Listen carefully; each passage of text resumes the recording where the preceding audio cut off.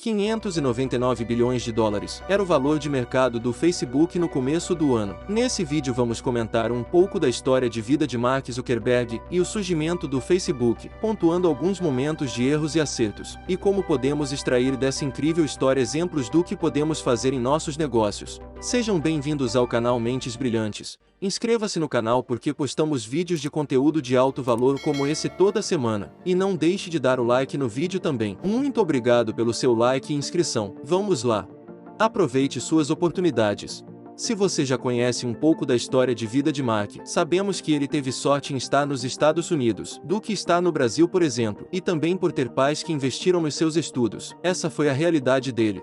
E cada um tem a sua. Então aproveitem as oportunidades que chegam para você, por menor que elas sejam. Seja o privilégio de fazer um curso, aprender inglês com alguns amigos, ou qualquer outra coisa dentro da sua realidade. Mark nasceu em 1984 no dia 14 de maio. Vocês vão perceber que no ramo do empreendedorismo de tecnologia, ele é o mais novo, e desde de criança ele foi um prodígio. Na escola Mark sempre foi muito bom em tudo que envolvia ciência. Ele tinha uma aptidão para as exatas, fórmulas, contas e coisas do tipo. Algo que ele teria que estudar mais para ser melhor do que alguém, e ter resultados melhores. Chamava a atenção dele. Ele sempre teve esse desejo de ser melhor do que alguém. Isso é uma coisa que tinha na cabeça dele. Ele era muito competitivo, e não só na parte de estudos. Ele também participava do campeonato de esgrima, quando ele era mais novo. Os pais de Mark, quando perceberam suas aptidões, começaram a ajudar mais ainda, e também por ele ser judeu, tem uma cultura que prepara desde de criança, economicamente. Na primeira escola que estudou, ele chamou tanta atenção que ele precisou ser transferido para outra escola. Como eu disse, Mark sempre teve muito apoio. Se ele gostasse de programação, vai estudar programação. O pai dele chegou a ensinar um pouco de programação Basic, do Atari 8 bits, e até chegou a chamar um professor particular para ensinar programação. Esse professor foi o David Neeleman. Esse professor chegou a comentar que ele só precisava falar uma vez e Mark já guardava aquela informação, e até esse professor começou a chamar ele de prodígio. Então, muito antes dele criar o Facebook, ele já era conhecido pela sua inteligência. Os pais o chamavam de prodígio,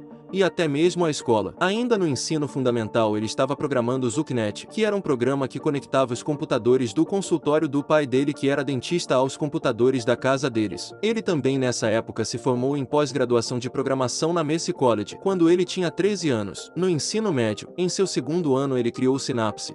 O Synapse era um programa para ouvir música, e esse programa identificava seu gosto musical para criar playlists personalizadas de acordo com o seu gosto. Você deve conhecer algum outro aplicativo que faça isso hoje em dia. A Microsoft viu o projeto do Mark, gostou, e chamou ele para trabalhar na Microsoft, e também quis comprar o Synapse por $1 milhão. Ele ainda estava no segundo ano do ensino médio, mas ele preferiu negar tudo isso para ir estudar em Harvard. Isso em 2002. Ele chegou em Harvard já conhecido. Queriam sentar perto ou estudar junto com ele. Em Harvard ele estudou um pouco de psicologia e depois foi estudar ciência da computação. Mark era um pouco marrento com seus professores. Se ele soubesse mais que algum professor, ele não ficava na sala de aula. Ele levantava e ia embora. Aprenda com seus erros. Aprender com seus erros foi algo que Mark também fez, quando ele cometeu o erro de usar inteligência para criar um site para zoar pessoas. Mas na construção deste site ele teve a base para a criação do Facebook. Depois de terminar um relacionamento e ficar um pouco bêbado, ele criou um site que se chamava Face Smash, que foi baseado nos Facebooks, que era um livro com informações como foto, nome e onde os alunos estudavam. Mark juntou esses Facebooks que já tinham sido transformados em arquivos digitais. E como ele fez isso? Ele hackeou várias faculdades e fraternidades para pegar essas informações. Com essa base ele criou esse site que comparava as pessoas, homens mais bonitos e mulheres bonitas. Por exemplo, qual homem mais bonito ou qual mulher mais bonita. Só que isso não foi bem visto por algumas pessoas. Teve um momento que ele começou a comparar pessoas com animais. Obviamente isso deu muito problema. Só com esse site derrubaram a parte de computação de Harvard toda, porque estava muito pesado o tráfego das pessoas entrando no site. Em uma semana o site estava fora do ar. Ele teve que se explicar para a faculdade de como ele tinha feito isso. Ele ia ser expulso de Harvard. E também foi a primeira vez que ele teve problemas com direitos autorais. Então ele se desculpou, falou que realmente fez algo errado, e ele foi perdoado, porque de certa forma ele foi útil ao mostrar todos os locais por onde um hacker poderia entrar e fazer algo ainda pior. Então esse Face Smash mais para frente seria uma base para o atual Facebook, exatamente porque ele pegou a intenção do Facebook, dos livros com fotos e informações dos alunos. Mas todos sabem que a história da criação do Facebook é no mínimo controversa. Alguns relatos públicos no livro Bilionários por Acaso, livro que deu origem ao filme A Rede Social, que conta um pouco da história de Mark Zuckerberg e seus amigos. Mark teria sido convidado por 3 amigos para criar um site chamado Harvard Connection. A ideia era criar perfis dos alunos de Harvard. Então nessa época, baseado nas páginas com informações pessoais dos irmãos Cameron e Tyler Winklevoss, esses 2 gêmeos e mais um amigo deles, chamaram Mark por conta daquilo que ele tinha feito com o Face Smash, disseram que ele era muito bom naquilo, e chamaram para trabalhar para eles. Eles deram uma ideia de uma rede social onde colocaria todos os dados dos alunos ali, algo que ele já tinha feito. Mark então gostou da ideia e aceitou participar daquilo, e começou a trabalhar nela, em janeiro de 2004, e em fevereiro de 2004 ele lançou o The Facebook, nome do Facebook antigamente. Monte uma equipe.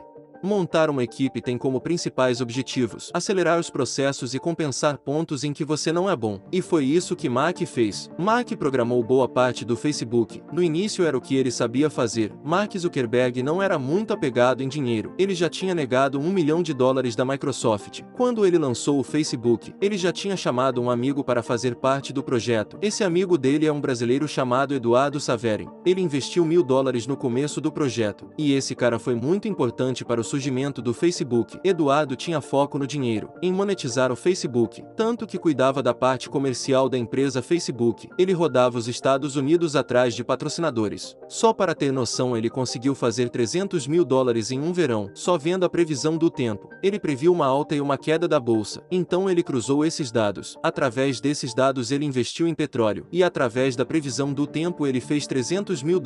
Então ele era a pessoa que tinha dinheiro para fazer alguns investimentos no início do Facebook. Então o Facebook, ao ser lançado, chegou até os 3 amigos que haviam chamado Mark para o projeto deles, e ao ver isso eles perceberam semelhanças e foram atrás dos direitos deles, dizendo que Mark havia roubado a ideia deles. No início foram até o Mark, mas Mark os ignorava, não respondia nem e-mails. Então foram atrás do conselho de Harvard. Harvard disse que não podia fazer nada, apesar da rede social só aceitar alunos de Harvard. Não era qualquer pessoa que tinha acesso. Mais para frente, com processos, eles conseguiriam 65 milhões de Mark Zuckerberg. A princípio a rede se espalhou por Harvard e em apenas um mês já tinha mais de 50% dos alunos inscritos, e no seu primeiro dia foi mais de 1.000 inscritos. Em seguida ela viralizou por outras universidades da Ivy League, e posteriormente foi difundida por outras universidades americanas, e assim surgiu o Facebook, que se tornaria o que é hoje. Mas no começo obviamente o Facebook era diferente, não tinha um mural ou um feed. Demorou um pouco para o Facebook se tornar o que é hoje.